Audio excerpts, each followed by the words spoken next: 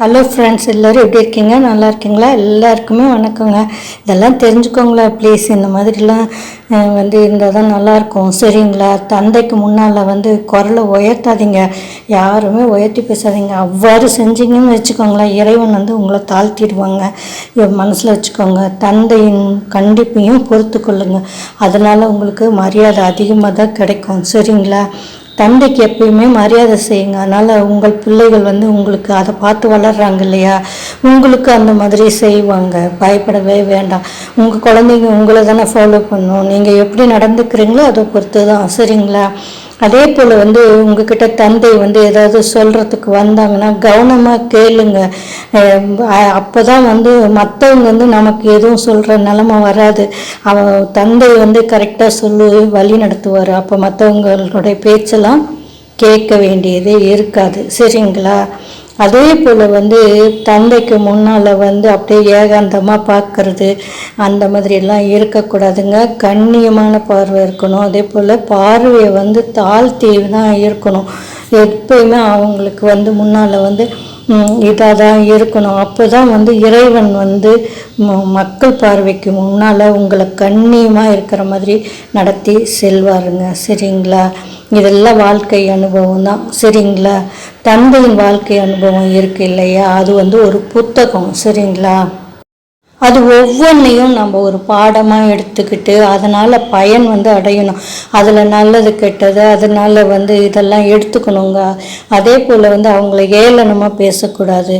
அவரை எப்பவுமே தந்தையை மற்றவங்க முன்னால் இதாக தான் நடத்தணும், நல்ல முறையில் நடத்தணுங்க.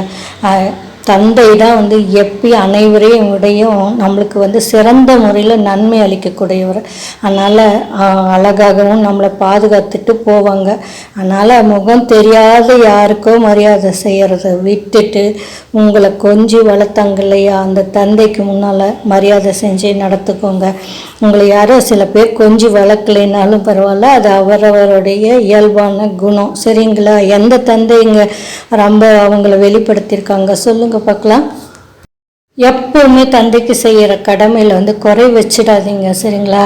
தாய்ங்கிற தன் பிள்ளை பத்திரமா இருக்கணும், மார்பில் தான் அணைச்சிக்கொள்ளுவா. ஆனால் தந்தை தன் பிள்ளை பார்க்காத உலகத்தை கூட பார்த்திங்கன்னா வச்சுங்க, ஒரு இடத்துல தூரமாக கோயிலே காமிக்குன்னா தன் மேலே தூக்கி வச்சுட்டு காமிப்பார். அது ஒன்றும் இல்லைங்க, அவருடைய இதை எல்லாத்தையும் சுமக்கிறவரும் தந்தை தான்.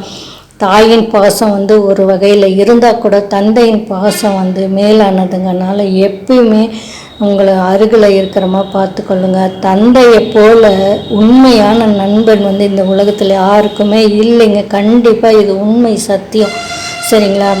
தந்தையை மதிக்கிற கோபுரத்து மேலே இருக்கிற மாதிரி அர்த்தங்க, சரிங்களா? தந்தையை மதிக்காதவன் எப்பயுமே மேலே செல்லவே முடியாதுங்க.